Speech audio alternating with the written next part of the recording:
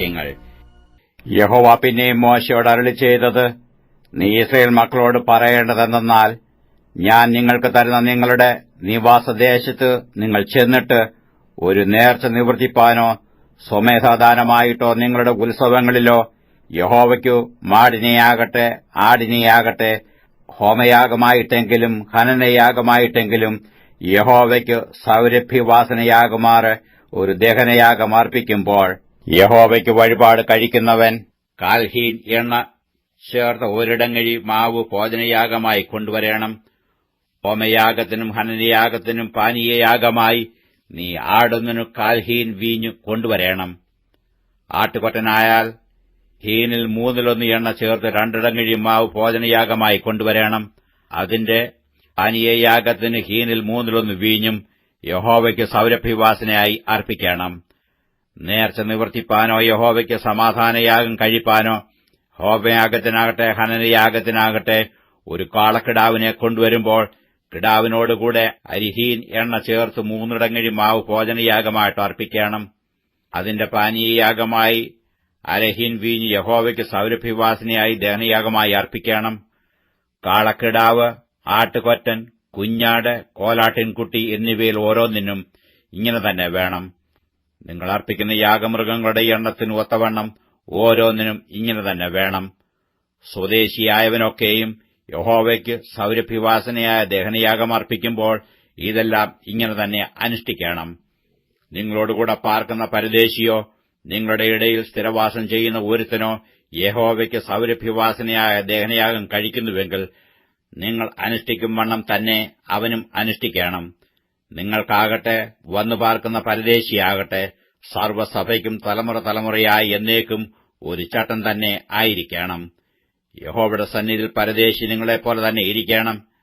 നിങ്ങൾക്കും വന്നു പാർക്കുന്ന പരദേശിക്കും പ്രമാണവും നിയമവും ഒന്നുതന്നെയായിരിക്കണം. യഹോവ പിന്നെയും മോശയോട് അരുളിച്ചെയ്തത്, ഇസ്രായേൽ മക്കളോട് പറയേണ്ടതെന്തെന്നാൽ, ഞാൻ നിങ്ങളെ കൊണ്ടുപോകുന്ന ദേശത്ത് നിങ്ങളെത്തിയ ശേഷം ദേശത്തിലെ ആഹാരം ഭക്ഷിക്കുമ്പോൾ നിങ്ങൾ യഹോവയ്ക്ക് ഉദർച്ചാർപ്പണം കഴിക്കണം. ആദ്യത്തെ തിരുമാവ് കൊണ്ടുള്ള ഒരു വട ഉദർച്ചാർപ്പണമായി കഴിക്കണം. മെതിക്കളത്തിന്റെ ഉദർച്ചാർപ്പണം പോലെ തന്നെ അത് ഉദർച്ച ചെയ്യണം. ഇങ്ങനെ നിങ്ങൾ തലമുറ തലമുറയായി ആദ്യത്തെ തിരുമാവ് കൊണ്ട് യഹോവയ്ക്ക് ഉദർച്ചാർപ്പണം കഴിക്കണം. യഹോവ മോശയോട് കൽപ്പിച്ച ഈ സകല കൽപ്പനകളിലും യാതൊന്നെങ്കിലും യഹോവ മോശയോട് കൽപ്പിച്ച നാൾ മുതൽ തലമുറ തലമുറയായി യഹോവ മോശ മുഖാന്തരം നിങ്ങളോട് കൽപ്പിച്ച സകലത്തിലും യാതൊന്നെങ്കിലും നിങ്ങൾ പ്രമാണിക്കാതെ തെറ്റ് ചെയ്താൽ, അറിയാതെ കണ്ടു അബദ്ധവശാൽ സഭ വല്ലതും ചെയ്തു പോയാൽ, സഭയെല്ലാം കൂടെ ഹോമയാഗത്തിനായി ഒരു കാളക്കിടാവിനെയും പാപയാഗത്തിനായി ഒരു കോലാട്ടുകൊറ്റനെയും ചട്ടപ്രകാരം അതിനുള്ള ഭോജനയാഗത്തോടും പാനീയയാഗത്തോടും കൂടെ യഹോവയ്ക്ക് സൗരഭ്യവാസനയായി അർപ്പിക്കണം. ഇങ്ങനെ പുരോഹിതൻ ഇസ്രായേൽ മക്കളുടെ സർവ്വസഭയ്ക്കും വേണ്ടി പ്രായശ്ചിത്തം കഴിക്കണം. എന്നാൽ അത് അവനോട് ക്ഷമിക്കും. അത് അബദ്ധവശാൽ സംഭവിക്കുകയും അവർ തങ്ങളുടെ അബദ്ധത്തിനായിട്ട് യഹോവയ്ക്ക് ദഹനയാഗമായി തങ്ങളുടെ വഴിപാടും പാപയാഗവും യഹോവയുടെ സന്നിധിയിൽ അർപ്പിക്കുകയും ചെയ്തുവല്ലോ. എന്നാൽ അത് ഇസ്രായേൽ മക്കളുടെ സർവ്വസഭയോടും അവരുടെ ഇടയിൽ വന്നു പാർക്കുന്ന പരദേശിയോടും ക്ഷമിക്കപ്പെടും. തെറ്റ് സർവ്വജനത്തിനുമുള്ളതായിരുന്നുവല്ലോ.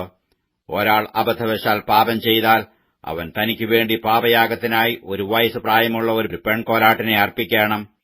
അബദ്ധവശാൽ പാപം ചെയ്തവന് പാപപരിഹാരം വരുത്തുവാൻ പുരോഹിതൻ അവനുവേണ്ടി യഹോവയുടെ സന്നിധിയിൽ പ്രായശ്ചിത്തകർമ്മം അനുഷ്ഠിക്കണം. എന്നാൽ അത് അവനോട് ക്ഷമിക്കപ്പെടും. ഇസ്രായേൽ മക്കളുടെ ഇടയിൽ അബദ്ധവശാൽ പാപം ചെയ്യുന്നവൻ സ്വദേശിയോ വന്നു പാർക്കുന്ന പരദേശിയോ ആയാലും പ്രമാണം ഒന്നുതന്നെയായിരിക്കണം. എന്നാൽ സ്വദേശികളിലോ പരദേശികളിലോ ആരെങ്കിലും കരുതിക്കൂട്ടിക്കൊണ്ട് ചെയ്താൽ അവൻ യഹോവയെ ദൂഷിക്കുന്നു. അവനെ അവന്റെ ജനത്തിൽ നിന്ന് ഛേദിച്ചു കളയണം. അവൻ യഹോവയുടെ വചനം ധിക്കരിച്ചു, അവന്റെ കൽപ്പന ലംഘിച്ചു, അവനെ നിർമൂലമാക്കി കളയണം. അവന്റെ അകൃത്യം അവന്റെ മേലിരിക്കും. ഇസ്രായേൽ മക്കൾ മരുഭൂമിയിലിരിക്കുമ്പോൾ ശബ്ബത്ത് നാളിൽ ഒരുത്തൻ വിറക് പെറുക്കുന്നത് കണ്ടു. അവൻ വിറക് പെറുക്കുന്നത് കണ്ടവർ അവനെ മോശയുടെയും അഹരോന്റെയും സർവ്വസഭയുടെയും അടുക്കൽ കൊണ്ടുവന്നു. അവനോട് ചെയ്യേണ്ടത് ഇന്നതെന്ന് വിധിച്ചിട്ടില്ലായകൊണ്ട് അവർ അവനെ തടവിൽ വെച്ചു. പിന്നെ യഹോവ മോശയോട്, ആ മനുഷ്യൻ മരണശിക്ഷ അനുഭവിക്കണം. സർവ്വസഭയും പാളയത്തിന് പുറത്തുവെച്ചു അവനെ കല്ലെറിയണമെന്ന് കൽപ്പിച്ചു. യഹോവ മോശയോട് കൽപ്പിച്ചതുപോലെ തന്നെ സർവ്വസഭയും അവനെ പാളയത്തിന് പുറത്തു കൊണ്ടുപോയി കല്ലെറിഞ്ഞു കൊന്നു.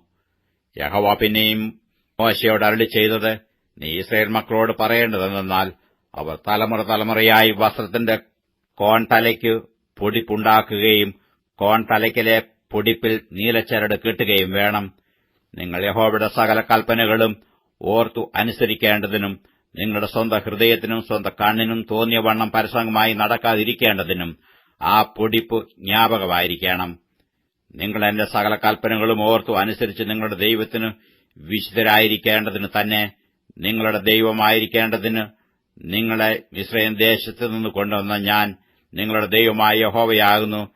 ഞാൻ നിങ്ങളുടെ ദൈവമായ യഹോവ തന്നെ.